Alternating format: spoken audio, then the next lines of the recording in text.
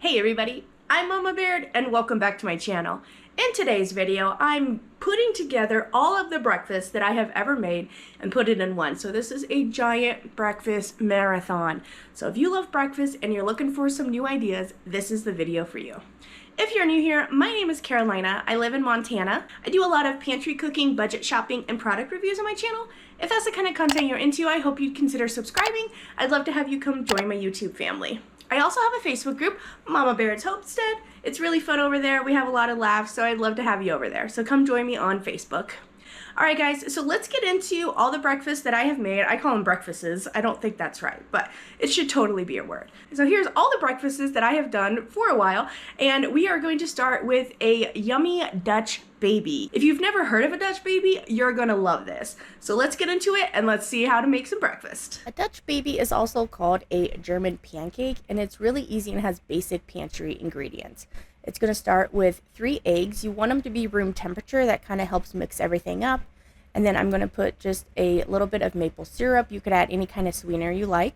And then I'm going to add 2/3 cup of warm milk. And then, not warm, but just like room temperature. And then also 2/3 of a cup of flour. So equal parts flour to milk. And then I'm going to put in a little bit of vanilla. I should have put in some salt as well, because that always helps bring everything together. And you're going to blend this up. You don't have to use a blender. You can whisk if you want, but blenders work great to get it nice and incorporated so you don't have any of those egg parts. You know what I'm talking about. So now that it's all blended up, I have a hot cast iron skillet here. This was in a 450-degree oven. I'm going to put about 4 tablespoons, so half a stick of butter on there. It may seem like a lot of butter, but that's really what helps coat the top of it. You'll see what I mean when it's done. So you're just going to pour the batter straight in it. You do want a hot pan. Bake it for about 10 minutes, and it puffs up from the eggs, and it looks so good. So on this one, I added caramel, but you could add more syrup. You could just do a pie filling. You could do fresh berries, any kind of thing to go on top of here that you would like on pancakes. I'm going to put a little powdered sugar on it, and there we go. One delicious Dutch baby for breakfast. And we are going to be making some apple zucchini muffins. Now what I have here is 1 zucchini. Ended up being 1 cup. I did grate this and then I squeezed all the juice out of it to make sure it was as dry as possible, and 1 zucchini ended up perfectly being 1 cup. And then I used both apples. The larger one I grated as well, which is what is down here. And then the smaller one, I chopped off most of the skin and I diced the rest of it. Pretty small dice, and that's what's going to be for our chunks in our apple muffins. So that's how I got all of this, and now we're going to put together our dry goods. Alright, I am just following this recipe that I got online. I'm sure it'll be good. We're going to do, this did originally make 15 muffins, but now this should make 30. Alright, 4.5 cups of flour, and then 1.5 cups of brown sugar, 1 teaspoon of baking soda. Now this may seem like a lot of ingredients, but you really need each one of these in baking. And once you have them all collected, it's really not that big of a deal, not too tedious, so don't get overwhelmed if you see lots of ingredients. And then here's a tablespoon of baking powder. Both of those are going to help the muffins rise. Oh. Alright, 1 teaspoon of salt. I have some pumpkin pie spice here because it usually calls for cinnamon, nutmeg, allspice, and pumpkin spice has a lot of that. So I'm just going to add 2 teaspoons of this. You could also just do regular cinnamon if you like that. And that's it for the dry goods. Let's get this mixed up. Alright, the dry goods are mixed. Let's do the wet ingredients now. So I need 2 cups of buttermilk, which I think I roughly have in here. A little over, that's fine. And then 1/2 cup of applesauce. I have one of the kids' cinnamon applesauce pouches here. This is what I'm going to use. This kind of just cuts down on how much oil you need. But it still does call for 2 tablespoons. I'm going to use olive oil here. It's what I got on my counter. It's kind of a mild one, so it won't put too much flavor in here. This just really also helps with the moisture. We're going to add 2 eggs, 2 teaspoons of vanilla. You could also just do capful is about 1 teaspoon. And then we're going to mix this up. All right, and then we're going to combine. We don't want to overmix. Pretty thick. Let's add in our zucchinis and our apples. You can also add nuts in here. Muffin batter usually is pretty thick. So you can put this in little pans, like muffin, make little mini muffins. You could do a loaf. You can make a cake, apple zucchini cake. And then just make an icing for it as well. Oh, I think that looks really good. All right, so let's just sit while we figure out what kind of pan we're gonna put this in. All right, I have picked my pan. It's this cute little bug pan. I actually bought this when I was in college going to pastry school. There was a Williams-Sonoma in the mall, and I had bought this wanting to someday use it for my kids, thinking this would be super fun to do. And I don't know, it's funny how even in college I was planning on being a mom, you know, and I bought this for him, and here we are 15 years later with kids making fun treats for him. So that's how long I've been holding on to it. I'm gonna use a scoop for this. One thing I have learned about this pan is you definitely want to spray it really well, because it's a pain in the butt to try and get this out if it sticks in like the butt there or the head here or something, you know. You do want to leave room for it to rise. All right, those are covered. Now I have some sanding sugar. I'm gonna put it on the top. Now normally this would work great for normal muffins. I'm probably gonna flip this over and present it on the top side, but that's okay. It'll still give it a nice crunch even if it's, you know, not necessarily on the top of the presentation wise, if that makes sense.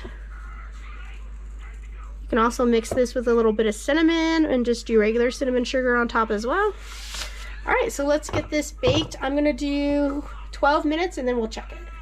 All right guys, these are out. I also used this muffin pan to do some. So these ended up cooking for about 25. That's cute. Turn cream out. Now this is still a little warm. It might have been able to bake a little longer. It firmed up some. Oh, that one stuck a little bit.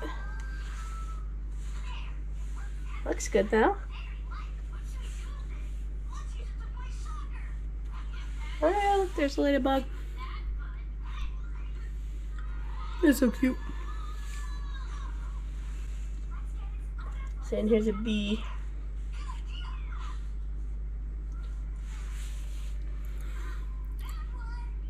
Pretty cute. This was at Williams-Sonoma. I don't know if they still have this or not. It's not too bad. I'll have this soak a little bit. Well, I'd say these turned out pretty darn cute. And then a crunchy top. I'll see if I can find this pan and have it linked below if you're interested in checking it out. Any fun pan works. Weren't those little bug muffins so cute? I love that bug pan. I do hate that it gets stuck in certain areas, but that is so fun. You can do brownies, cakes, muffins, all kinds of things in it. Now for this next breakfast, I'm gonna be making cinnamon French toast waffles. Yeah, it sounds amazing. So let's get in there and let's see how I do it.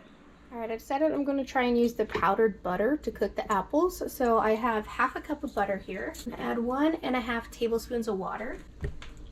Okay. Let's get this mixed up. And then we'll see how it is to cook with. Or if it would be better just to use in like baked goods. I'm just kind of mixing it and mashing it to get that water into that powdered butter, and that'll get it reconstituted. So I'm just going to push down as hard as I can.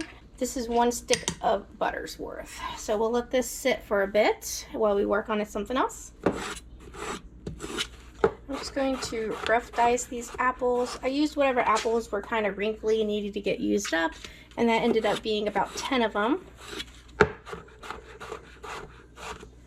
So we're just going to dice this up. I do suggest when you're slicing to hold the apple and use the tip of your knife to cut it into slices, and then do the back of the knife, because then it sticks to your knife and you can use it to scoot it into the bowl. Whereas if you just slice this way before you crease it, then it sticks to your knife and it falls out of its shape, and then it's more of a chance that it's not going to be such an even dice, you see. So that's why I always like to hold whatever I'm slicing, watch your fingers, slice the tips, or slice through so you get your rows, and then turn it and use the back of the knife to dice. There we go. So here's all of our apples done. Let's do this bread. And the fun thing about this cutting board is you get to choose another one if that one's dirty. So let's do the purple for bread. Now, usually a serrated knife works great, but my Nakano knives are usually sharp enough, yep, to be able to cut a nice slice here. The good thing is that this is a little stale too, so it's really going to absorb the French toast batter. All right. Oh man, this fell apart. What a shame. Oh, it tastes just like a cinnamon roll. This is going to be so good. Look at that filling. This would make an amazing like bread pudding as well.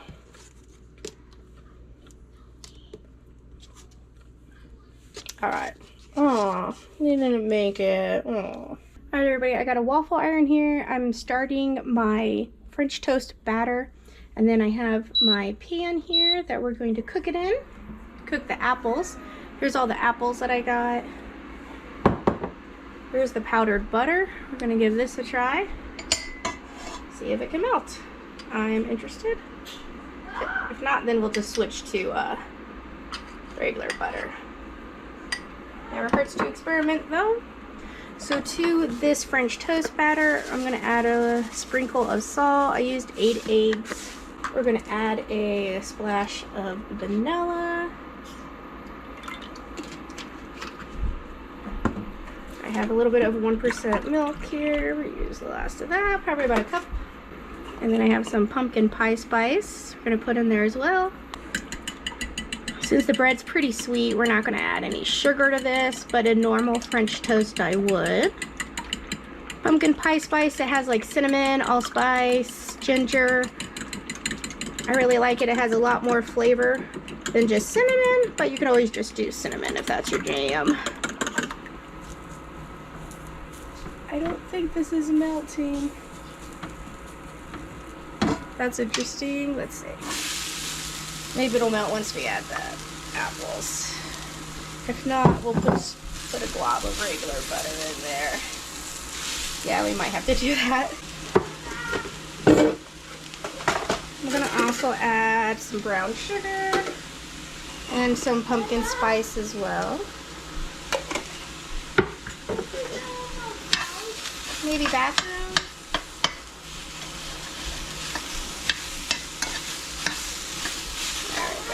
Get this going, and then the juices from the apple will start flowing, and you can cook these as soft as you like, or you can leave them with a little bit of crunch. Same thing, I'm going to sprinkle just a little bit of salt. That'll help cut some of the sweetness and just kind of bring everything together.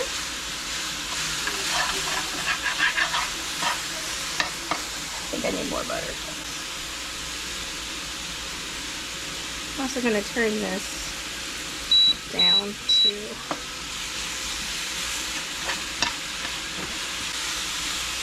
alright, we're going to let that cook.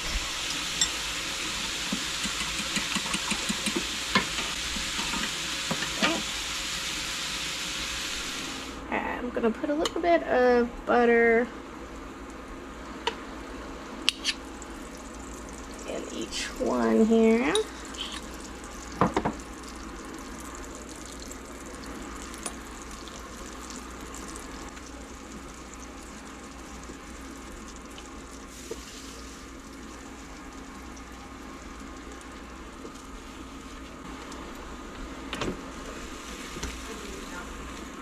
I'm gonna put my heavy pot on this to make sure it crushes and gets cooked.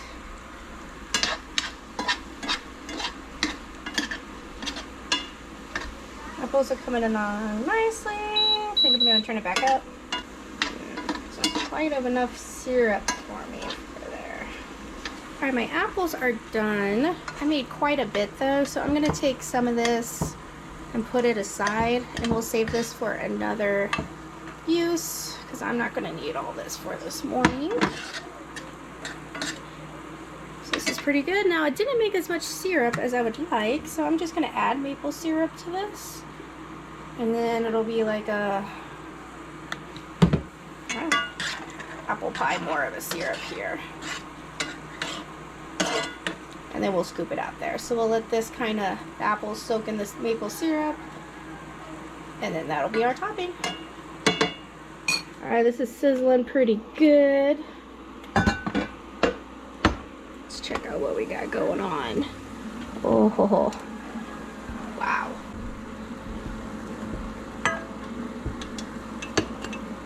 Look at that.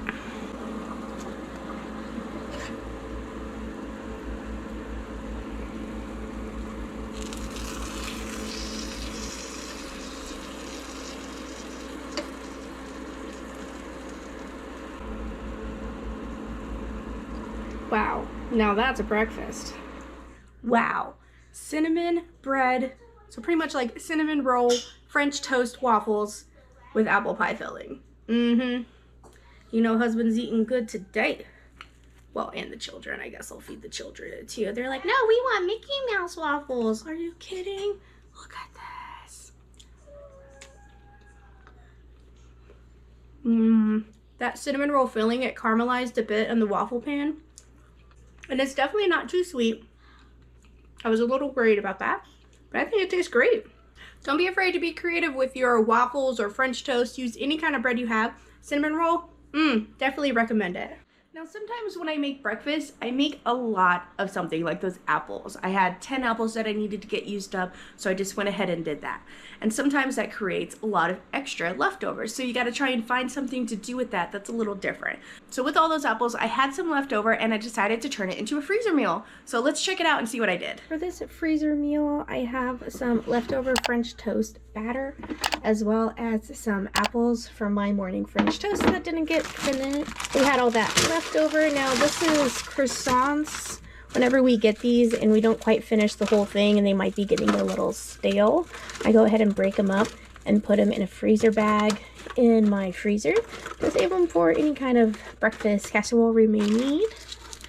And then here's a bit of the cinnamon bread that I had that kind of broke off.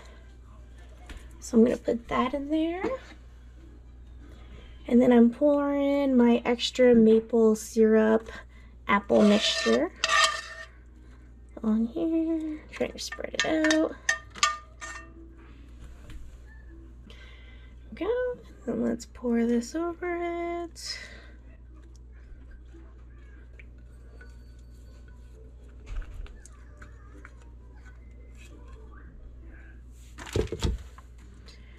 Just going to kind of push this down, and then we are just going to put this right in the freezer, and then we'll bake it whenever we need some breakfast. All right, and then I'm going to write apple, croissant, breakfast, bake. And we'll do at 375, probably for 1 hour. Raw first. And then the month 4-24. We're going to go ahead and double wrap it like I do with anything I'm putting in the freezer. It's pretty much the only time I use saran wrap.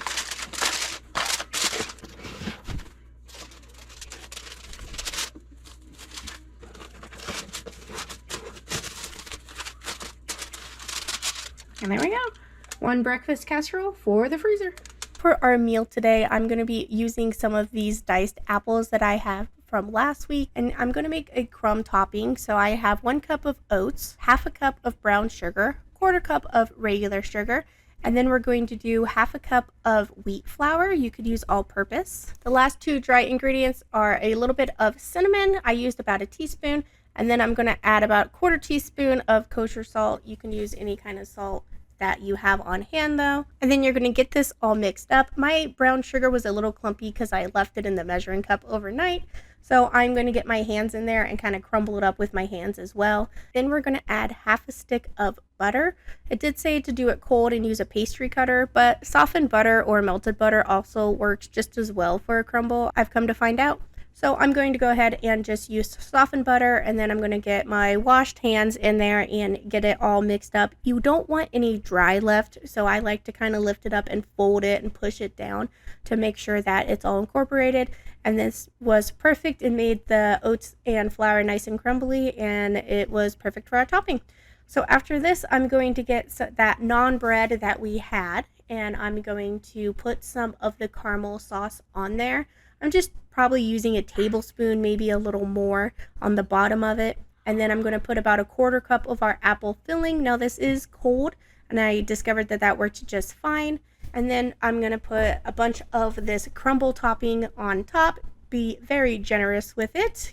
And then I'm going to throw this in the air fryer. I cooked it for 4 minutes on this shelf here, and it turned out absolutely gorgeous. I split it in quarters, so it was pretty easy to eat. So let's get in there and let's give this baby a try. Okay, let's take a bite. Oh, this looks so good.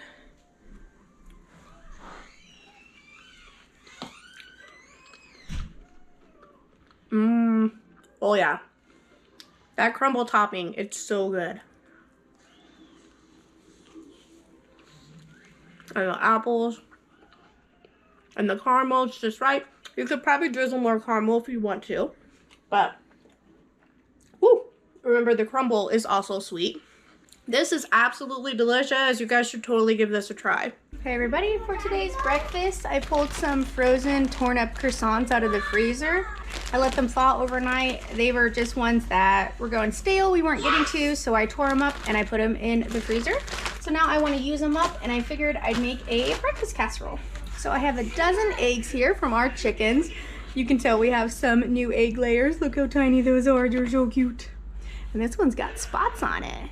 So pretty. So I'm gonna use a dozen eggs. I have a splash of whole milk. I'm gonna add that. And then I have 1% behind that, if I need that. And then I'm gonna do a splash of vanilla. And then for the fillings, I have some Nutella and some cream cheese. I think that would be good. We'll make like a chocolate cream cheese croissant casserole. So let's get in here and let's get to cracking. First thing I'm gonna do is crack the eggs. So I like to just drop them. That really helps break the shell out without I say without pieces, but there's a piece there. If that ever happens, just use your shell to scoop it out. So that egg's good. Put that in our bowl. And I'm just gonna keep doing this one by one. That's perfectly good egg. It's so cute.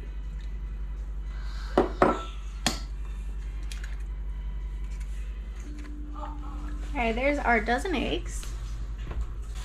Now I'm going to add a little bit of milk here.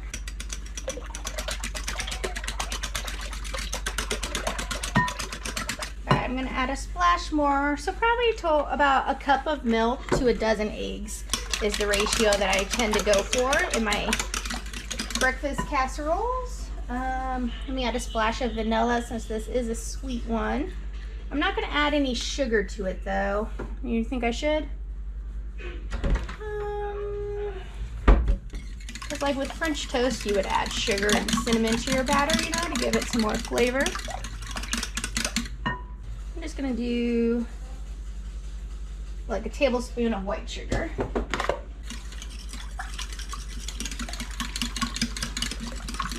There you go. I'm going to pour my croissants in there. I'm going to push them down. I'm glad I pre-tore these into pieces before I put them in the freezer. That's really helping a lot. that it's easy. I can just pour it in there and not have to worry about breaking them up as they go in there. But either is fine. Never made breakfast casserole with croissants before. Sounds pretty good. Alright, and the bread will soak up all those juices. I'm gonna spray my pan first.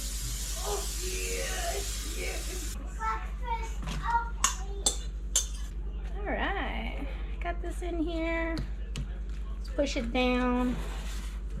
Spread it out. This would probably be good in a 8x8 casserole dish, pan, if you wanted to be a little thicker, if you don't have as much bread. This will be fine. I think that'll be good. All right, there we go. Now I got some Nutella I'm gonna add to it, and then some cream cheese. This is a little under a block.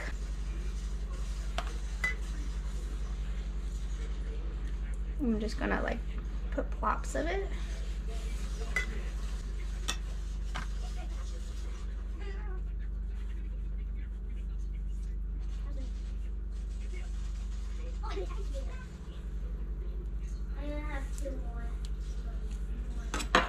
Alright, we got the Nutella open. My plan is to just drizzle the Nutella, put it kind of with the cream cheese so you get a bite of cream cheese with a bite of Nutella at the same time. I've never really baked with Nutella before. This is one of my first times, so I don't really know if it's going to burn or if it's going to melt anymore. I don't really know. I'm going to call that good. So let's get this in the oven at 350. I'm going to do 20 minutes and then we'll check it. So it's been 30 minutes. Oh, I think that looks absolutely delicious. It's all puffed up. It's kind of crispy on top. Oh yeah.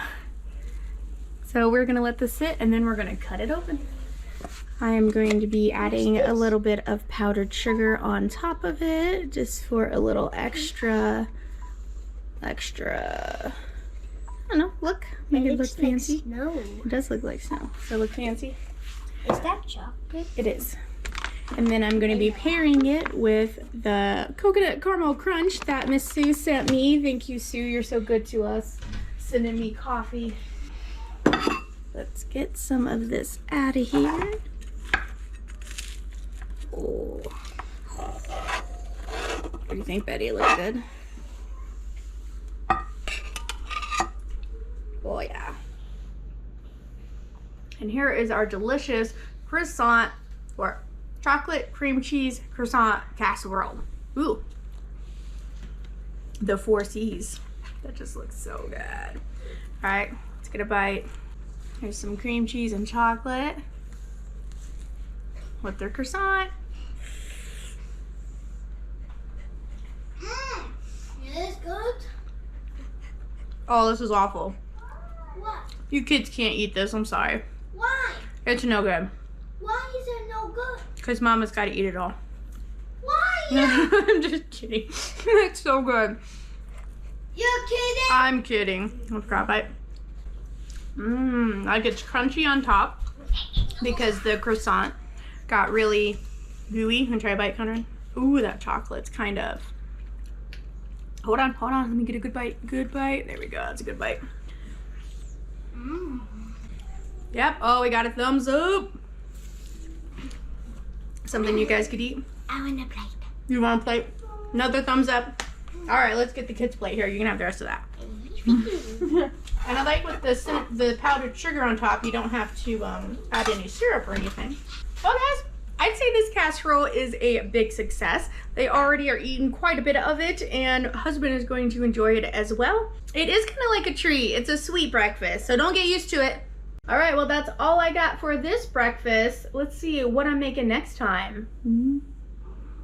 For this next breakfast, I'm going to be cooking up some farina, which is kind of like cream of wheat. It's just a warm cereal, and it's kind of takes on like how mashed potatoes will get thick as it cooks. This is kind of the same way. It thickens up as it cooks. There are measurements on the box. I usually try just to eyeball stuff though, because if you make it too thick, then you can add some cream. If you make it too thin, then you can add some more. And that's kind of what I do. I just kind of go until it feels to the thickness that I want. But as long as you know how to fix something, if you go too thick or too thin, then I don't really worry too much about making that mistake.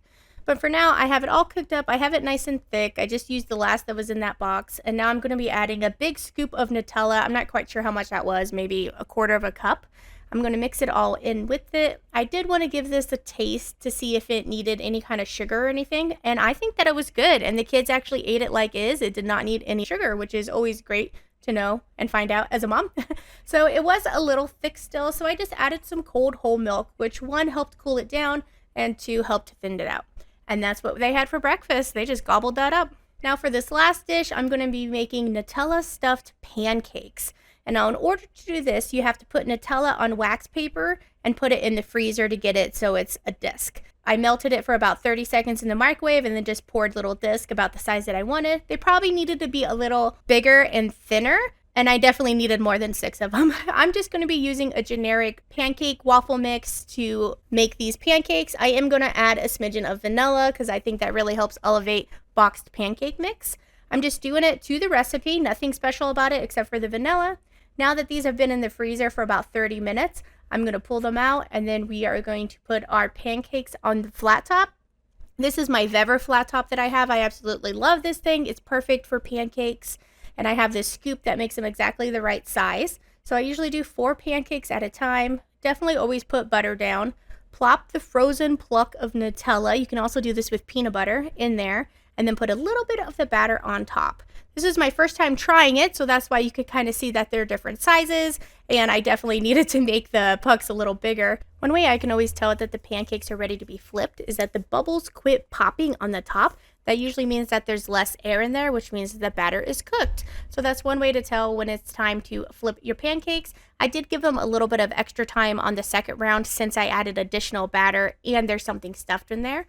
But these came out absolutely perfect. I was a little worried about putting syrup on top of these as well with that chocolate being super rich. So I just added some powdered sugar and then some butter, of course, to make it nice and creamy. And this was absolutely decadent. It was super rich though, guys. Definitely have a cold glass of milk or a warm cup of coffee to go with this breakfast. And that was some yummy Nutella stuffed pancakes. Now, one of my husband's favorite things to have is oatmeal. Now, not the instant packets oatmeal. He does not like that. It has to be homemade from scratch oatmeal. And sometimes that can be intimidating. You don't quite know how to do it. And it took me a couple of tries to get the hang of it because I don't usually cook oatmeal that way. But I've gotten it down and I'd like to share with you. So let's check out this apple cinnamon oatmeal I made. We're going to be making some oatmeal. So I'm going to heat up some whole milk here. And then we'll add our oatmeal and let it simmer. Alright, our milk is simmering a bit here. You kind of just want it to simmer. You don't want it to overboil. I have 2 cups of quick oats here, and I'm going to do a shot of vanilla. And then I have some pumpkin pie spice here I'm going to add as well. You can just do cinnamon if you want. That'll be good. Let's add some sugar. Add some brown sugar here. Some clumps in there. And then I also have some dehydrated apples here that I got from a salad pack where the salad was bad. This is good. So I'm going to add dried apples to this and we'll make like an apple cinnamon oatmeal. Don't want this to boil, your milk will curdle. So we're just kind of letting it simmer. Let those oats absorb that milk. I might add a little more oats. It seems a little runny. Maybe like 1/2 cup more. Alright, and we're going to give this about 5 minutes. And then we'll give it a check. And this is starting to thicken up a bit. Might have needed more oatmeal, but we'll see. I think as it cooks, it'll thicken up a bit too, as it cooks and as it cools.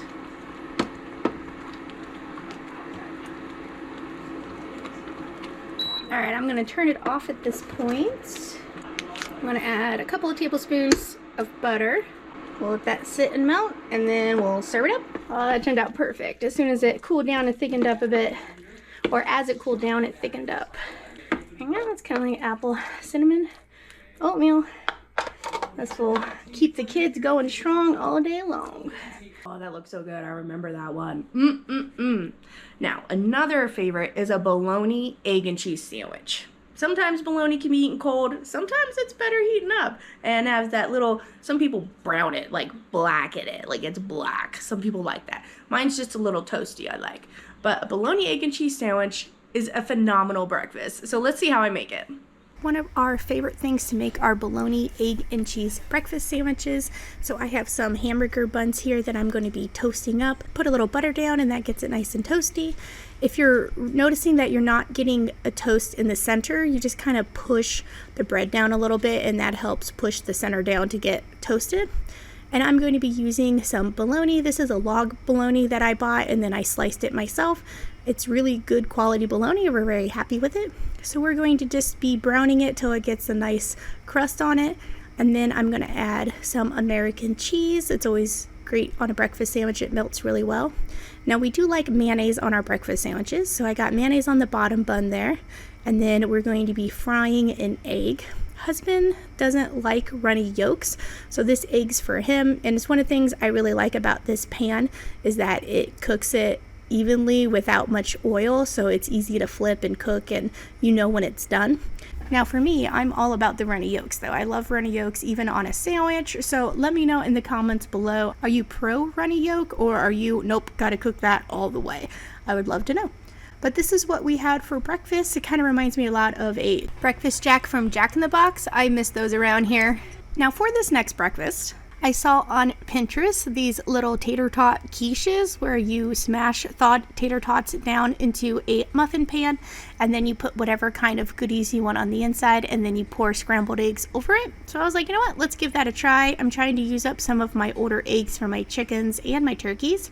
So I went ahead and smashed a layer on this, and then I have some diced onions, and then I have some spicy sausage / bacon mixture that I need to get used up. So I'm going to put that on half of them with some cheddar cheese. And then for the other 12, I have some leftover ribeye steak from our Valentine's Day dinner the other night. So I'm going to dice that up and make like a steak, pepper, and onion one. I think that's going to be really good as well. So I put up the cut up steak, I have onions, and then I have some freeze-dried bell peppers that I'm going to be adding as well. Kind of make like a Philly cheesesteak was kind of my goal. And I'm going to put Parmesan cheese on this side as well. So I'm scrambling up some eggs. I am going to be adding water to them to kind of make them fluffy. And then we're going to be adding the Parmesan cheese to this side. Now I did not mix up enough eggs, so I did a second batch with my turkey eggs. And it's interesting to see how much lighter the yolk is on the turkeys than it is the chickens. So half of these got chicken eggs and the other half got turkey eggs. You're just going to fill it up till it's full. And that is all she wrote. I did put some pepper on top for a little bit of extra seasoning. Baked this at 350 for 20 minutes and these turned out beautiful. I put some ketchup on the top for the kids and then I did some hot sauce for husband and I for when we ate ours. But this is something, it freezes really well and it's kind of like little mini quiches, so I love that it's versatile and you can put whatever kind of toppings you want on there. And that's what we had for breakfast. Good morning. Today for breakfast I'm going to be utilizing this pancake mix that I had in my pantry. Need to get it out. So I'm going to make some vanilla waffles. I have a little bit of vanilla I'm going to add. Now to this, the only thing we need to add is 1 1/3 cup of water per 2 cups of flour. So I'm going to go ahead and say this is probably 4 cups. So let's add 2 1/2 cups of water and then we'll see how it looks.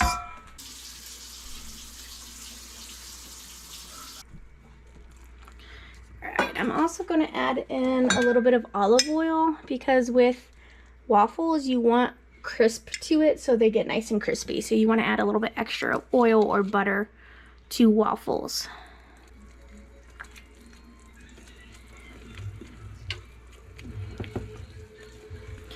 And that looks pretty good and it looks thick enough to be waffles. If I need to thin it out, I can add some more water. But I think that'll be good for now. And then I have canned blueberries here that I'm going to add some cornstarch to, and we're going to turn this into a syrup. And that's going to be our breakfast. All right, our griddle. Except for the bunnies, they have yours. I think. On the west ones, they don't. Yeah, it's hot. Yeah, that's hot.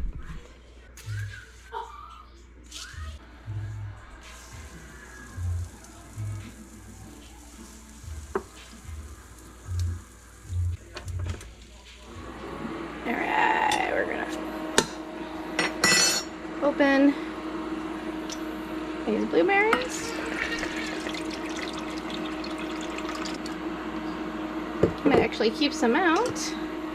Alright, I'm gonna grab some of this blueberry juice here. And then this is cornstarch. I'm gonna add a couple of tablespoons into the blueberry liquid here. Add some to the counter too. Make sure this is all dissolved.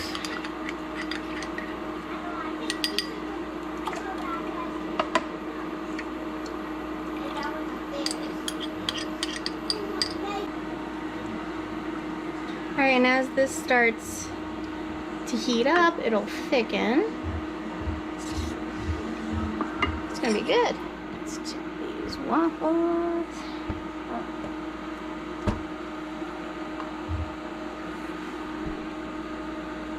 Alright, usually if they're stuck, that means they're not ready yet. This is starting to warm up. Not quite thickening yet though.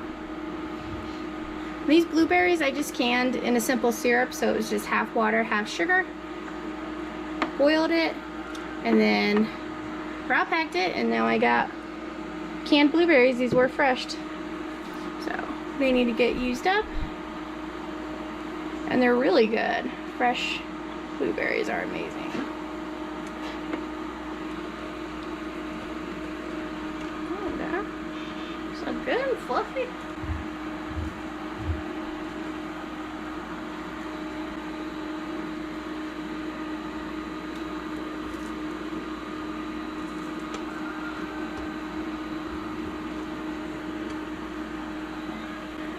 This is starting to come to a boil. Let's get another round of waffles down.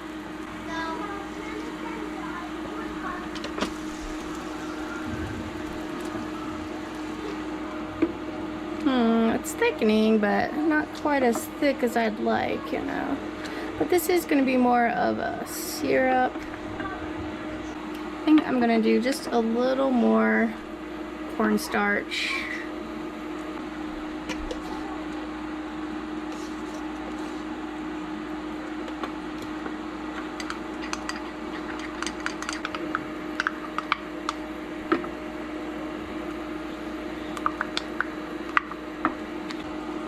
That's better. Just a couple more tablespoons of cornstarch.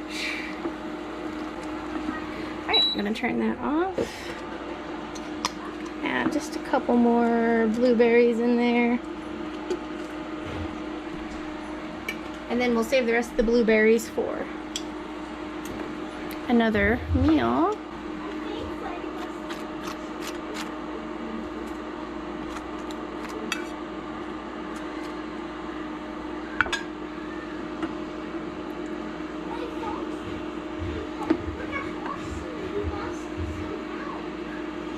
Look at that. This is so good. For this next breakfast, I'm going to be making some sausage, egg, and cheese eggs. So this is that hot sausage and peppered bacon that I used before in the quiche. I still am trying to get the last of it used up. So I'm going to add some of it in some olive oil, and we're just going to get this browned up till they're nice and crispy. That adds a lot of good flavor to meat and proteins once you get it caramelized. And then I'm going to be adding my scrambled eggs to it. One thing I like to do with my eggs is go from the outside and pull in. I feel like that makes a really good fluffy egg versus if you're just stirring it, it's going to make a bunch of little bits of scrambled eggs. So it kind of depends on what texture you're looking for, but if we're just eating eggs, I like to have them as one piece and one cohesive egg unit. So we're going to be mixing this up till it's almost done, and then we're going to turn it off. I am going to add some American cheese. I didn't have enough for all of it, which was kind of a mistake. This actually was not enough for everybody. The kids wanted seconds and husband wanted seconds, so I should have made some more. Now I'm going to be cutting up a honeydew. This is one that I got from the food bank.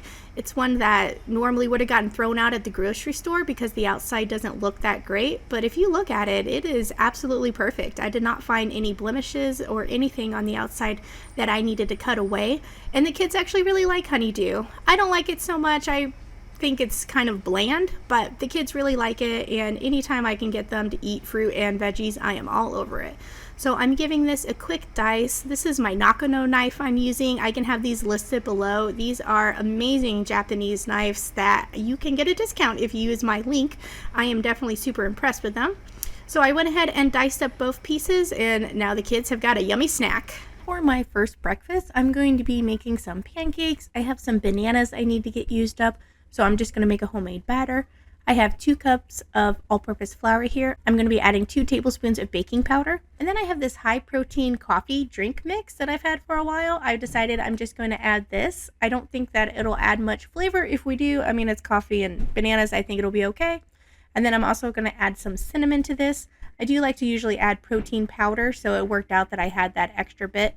And then I'm also going to be adding some powdered butter. I find that powdered butter works much better in baked goods than it does to actually reconstitute as butter. And then I'm going to be adding some brown sugar as well. You could also add white sugar to this. I'm adding brown just because that goes really well with bananas and cinnamon. So I'm going to mash up the bananas, and then I think this was 4 bananas. I'm going to add a splash of vanilla, and then I have 4 eggs here that I pre-scrambled. I'm going to mix in with that, and then I'm going to add about a cup of buttermilk.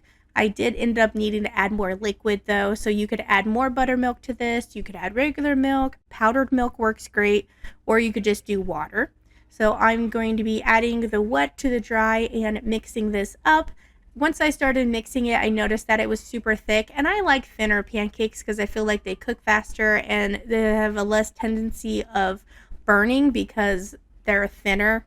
So I'm going to add a little bit of water to this, and I'm just going to keep adding water, especially because I added powdered butter plus powdered protein in there, so it's going to take a little extra liquid. So keep that in mind when you're eyeballing recipes. You kind of just need to add a little bit at a time and just know what to look for and why you're adding more.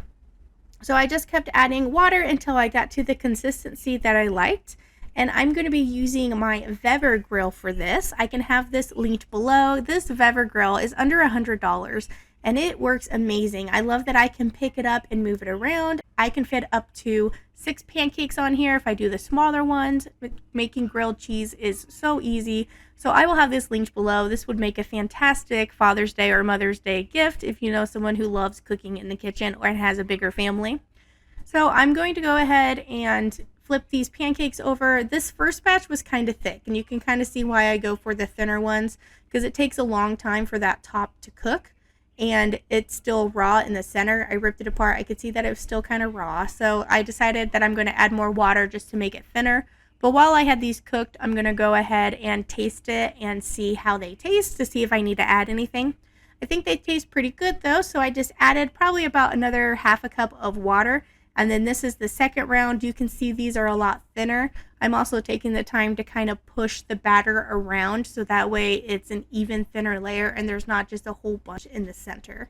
I always like to put butter down to makes it nice and crispy. And then I'm going to add some sprinkles, and I always like to kind of push them in a little bit because if they're right up against the griddle, I feel like they burn. So I'm going to kind of mix them in, and then we're going to do mini chocolate chips for the other one.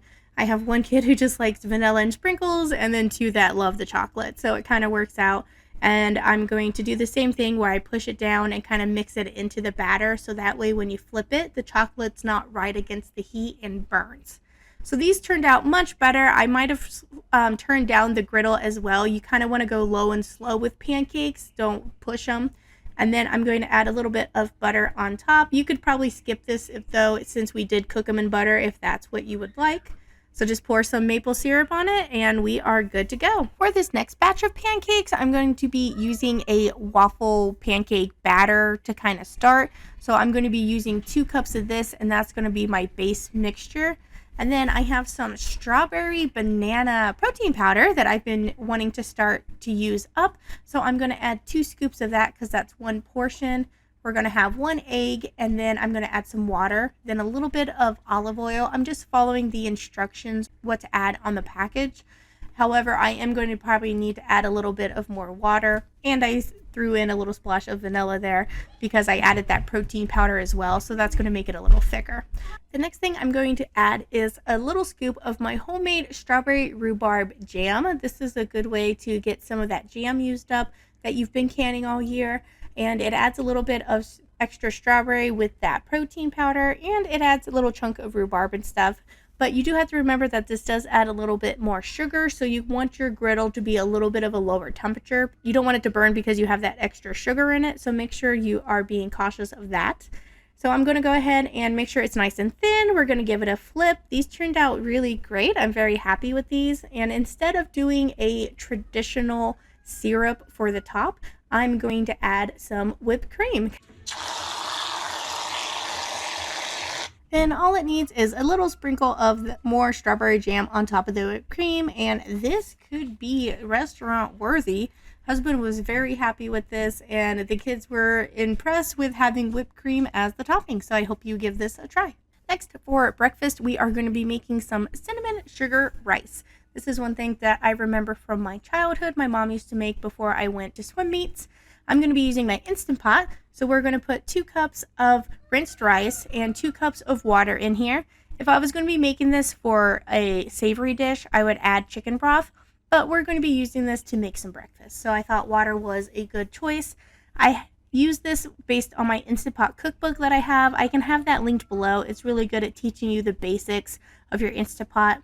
We're going to take some of it out, and then I'm going to do a good chunk of butter. Now that I'm seeing this in the editing version, that looks like quite a bit of butter, but it's going to be quite a bit of rice as well, and this is going to get separated between the kids, so it kind of works out. And this is not necessarily the healthiest. This is just what I remember my mom making for me.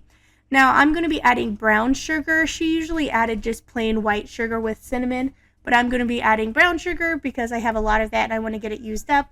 And then I'm going to be adding some cinnamon. I'm going to go ahead and mix this up. This is actually my first time using brown sugar instead of white sugar, and I really like that addition. This was absolutely delicious, and it's a easy, quick go-to breakfast. For this next breakfast, I have some cinnamon roll bread that I have left over that kind of went a little stale, so I'm going to go ahead and use it for a French toast casserole. I have some sauteed apples that I did with butter and cinnamon sugar, so I'm going to add those to it. And then we're going to bake this. I'm going to have about 12 eggs. That works really well for the base of a French toast. And then I'm going to add about 1.5 cups of milk, a splash of vanilla, and we're going to get that all mixed up. Usually I would also add cinnamon and sugar to this, but since the bread is cinnamon sugar plus the apples were cooked in cinnamon sugar, I decided to go ahead and forego the sugar because I figured it would be sweet enough, and that turned out to be true, so I'm glad I did that.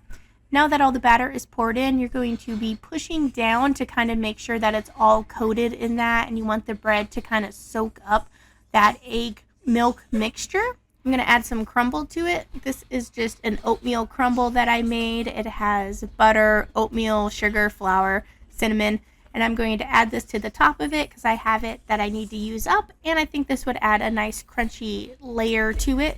So I'm going to add that, and then we are going to bake this for 45 minutes in a 400-degree oven. I did check it a couple of times, and it was still kind of runny in the center, so 40-45 minutes turned out to be pretty great. And then I'm going to cut a piece of it. It would be better to let it cool a little bit. And then for the topping, I'm going to drizzle some caramel sauce. So this is kind of like a caramel, apple, cinnamon, sugar, French toast casserole. For this next breakfast, I'm going to be making a bacon, egg, and cheese muffin. I have a ramekin here. I'm going to rub some bacon grease around it, and I'm going to be cooking a turkey egg. This is the first time I've tried this. I'm also going to be cooking it in my air fryer. So we'll do this together and kind of see how it turns out. This is for my husband for before he goes to work, and he does not like runny at all. So I'm going to kind of scramble a little bit to make sure that that yolk is broken and that it cooks evenly. I'm going to put a little bit of Johnny's seasoning salt on there just to have a little bit of seasoning. And then I'm going to do this at 400. Let's do it for about 5 minutes, and then we'll check it and see how it turned out. Oh, it's boiling. It's still kind of runny, so I'm going to keep cooking that. And I'm also going to put my English muffin in and toast that at the same time. So let's go back to air fry, and I'm going to do this for 3 minutes. Okay, and then we'll check it.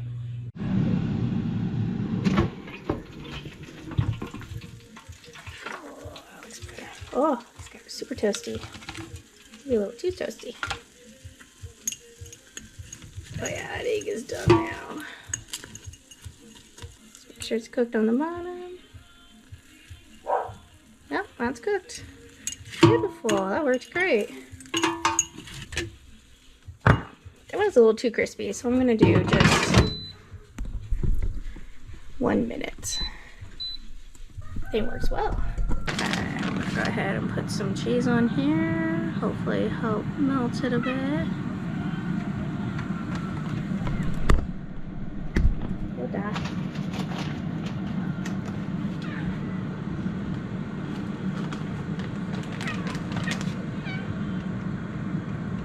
Nope, that's enough. I put some down there. I put some down here. No, you're right, Gideon. She can reach it. Alright, I'm gonna put some of the bacon on here. Heat that up a little bit. The bacon was already pre-cooked, so it was nice to be able to just kind of heat it up. And that muffin worked better at just doing it at 1 minute. This air fryer works fantastic. I will have this listed below if you're interested in a new air fryer. I'm absolutely in love with this one. So that cheese got a little bit of melted, and then I put some mayonnaise on the sandwich as well because we like mayonnaise on our breakfast sandwiches.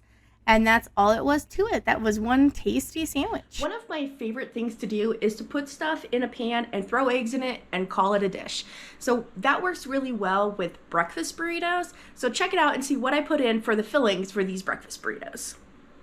I have some bacon here, ground peppered bacon, and I'm going to be cooking up a little bit of this.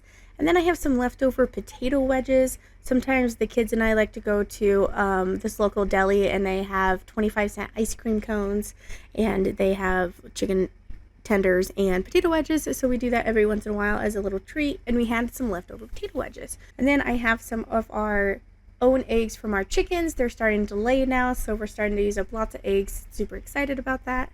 So once the bacon is mostly cooked, it's probably still got it like maybe 5 more minutes to finish off.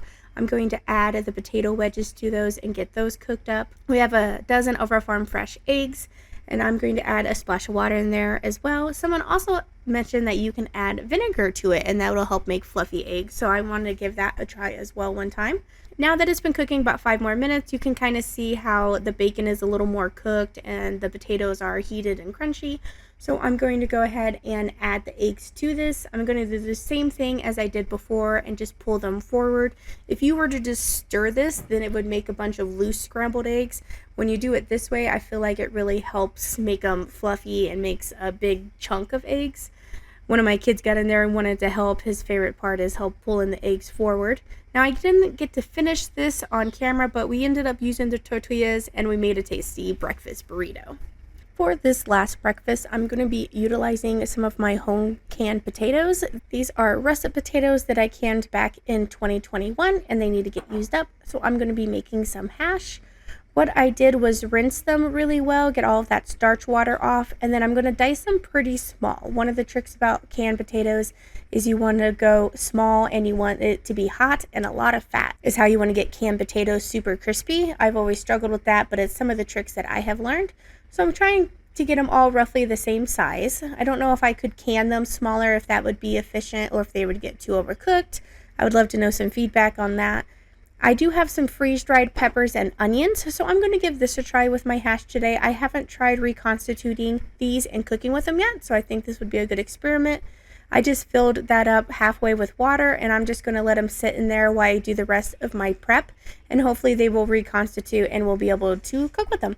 That's kind of my goal. Now that my potatoes are all diced up, I do want to make sure that they're nice and dry. You don't want these to have any kind of moisture at all because that's what's going to help make a super crispy potato. So I like to lay them out on paper towels, and then I also take one on top and kind of roll it around. You don't want to push down to smash them, but you want to press hard enough to absorb all the moisture. So our peppers and onion look pretty good. There's a little bit of liquid left down in there, so I could have added a little less, but I think those are going to work fine. I took a sniff of them and they smell just like peppers and onions.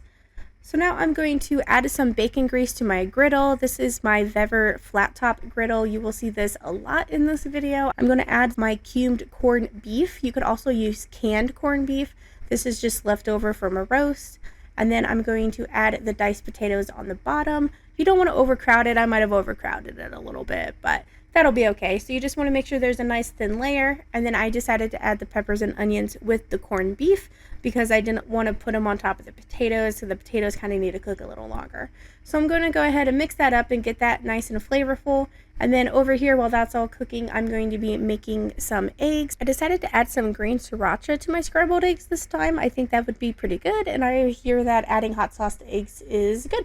So I'm going to give it a try. Nothing too spicy to burn the kids off, but just enough to add some flavor to it. So I'm going to have those scrambled and ready to go. Now I'm going to be pulling off this corned beef. It's already cooked, so I don't really need to cook it. I just want to get it warmed up and seared and get the peppers and onions cooked just a little bit. They were preserved or freeze-dried raw, but adding the water and everything to them, they cooked pretty quickly. So now that I have all that off on there, I'm going to go ahead and give my potatoes a flip. I do wish I would have waited a little longer though. They say you just want to forget your potatoes, put them on there and just forget about them. That's how you get perfect potatoes, because you want to get a super good crisp. But I went ahead and flipped these and got them searing on the other side. I'm going to go ahead and add my seasoning at this point. I'm going to add some kosher salt. I like to pour a little bit in my hand and then use my hand to spread it. And then I have some smoked paprika here, as well as some pepper. I think that's going to be really good flavors, and I also like that the smoked paprika adds a good color to it when it sears. Now I'm adding more blobs of bacon grease because it's getting a little dry. Those potatoes do soak up a lot of the fat that you choose to cook them in, so keep an eye on that and don't be afraid to add more to it if needed. Now that the potatoes are crispy like I would like, I'm going to go ahead and put them in a bowl lined with a paper towel to help soak up any of that grease. And then I'm going to be cooking the eggs next. I got Sir Gideon here ready to help with the eggs. He's been helping a lot. Anytime I'm in the kitchen, he wants to help cook. So we're going to pour a couple of the eggs on here so he can manage it a little better. And the best way to get your kids in the kitchen cooking is just to let them go. Let them have a little project. Just let them know that that's their job. I'm kind of showing him how to move the spatula on the sides to scoot it away and get it close to the center. And then he's going to go on and finish that.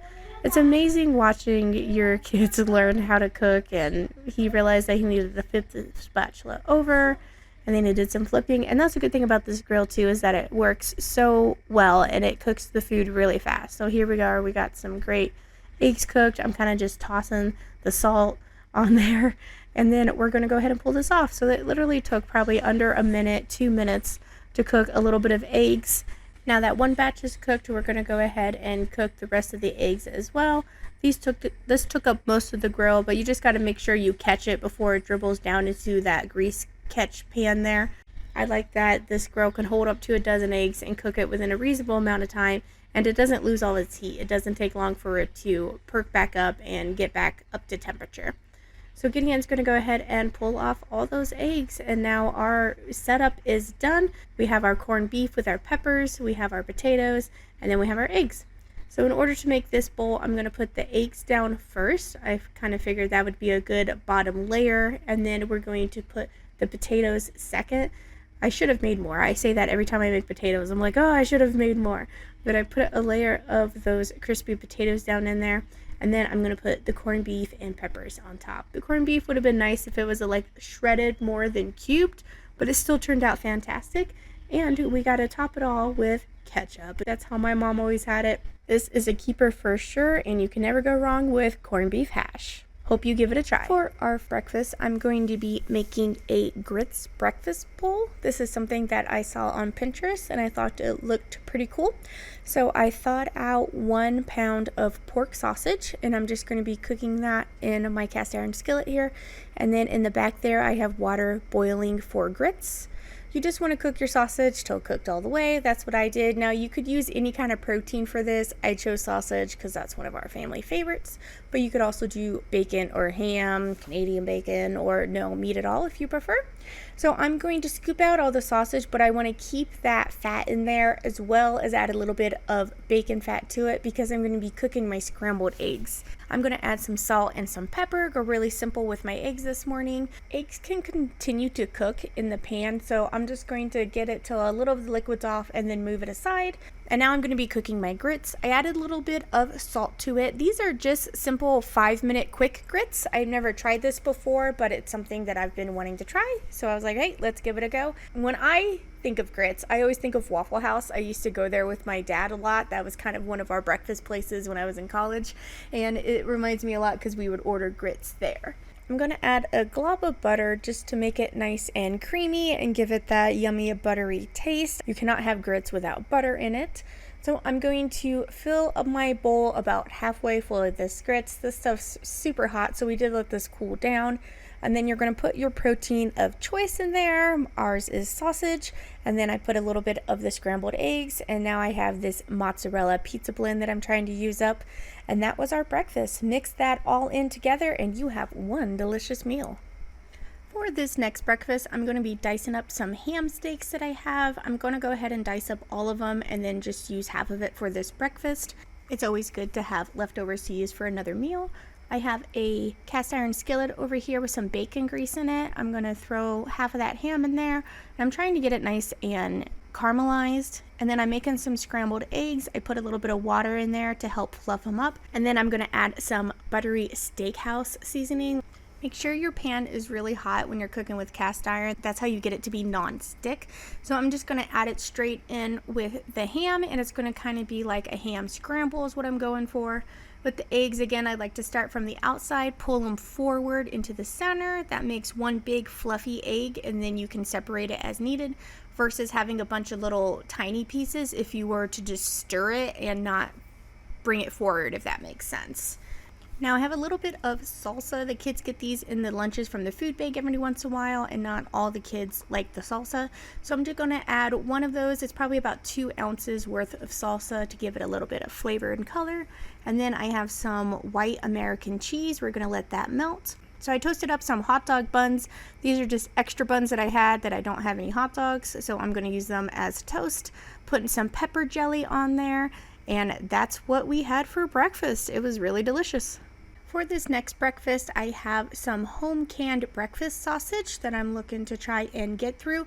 These are one of the first things that I pressure canned, and it's actually really good pressure canned. It's a little different than frozen, obviously, but it has a good texture and it's really good for breakfast and gravies. So I'm going to throw it in my heated pan. I did include the liquid in there as well. If you see all that steam coming up, that's all the water evaporating. Now that it's fully cooked, you can see that there's not really much steam. It's just kind of bubbling, and that's the fat that's cooking and searing the sausage.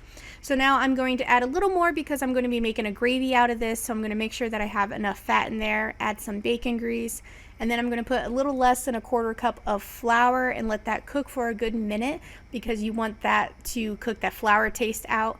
And then I have some pre-cooked peppered bacon that I have in the fridge that I'm kind of just adding as I go to use up some of that bacon. So I'm going to add a little bit of that to it. And then I have some home canned milk here that I'm using. Home canned milk is a kind of a controversial issue. Some like it, some don't. I do have a video on it. I can link below if you're interested in learning about it. So now you're just kind of keeping this at a simmer. And you want to cook it until it's thick. That flour will thicken everything up. You can see here that it thickened up nicely after just a couple minutes of boiling and simmering. I'm going to add a little bit of salt to it, not pepper though, because it has that peppered bacon and the sausage can be pretty salty. So it didn't require much seasoning. I put it over some frozen biscuits that I have, and that's what we had for breakfast. For this last meal, I'm going to be utilizing some of my home canned hash.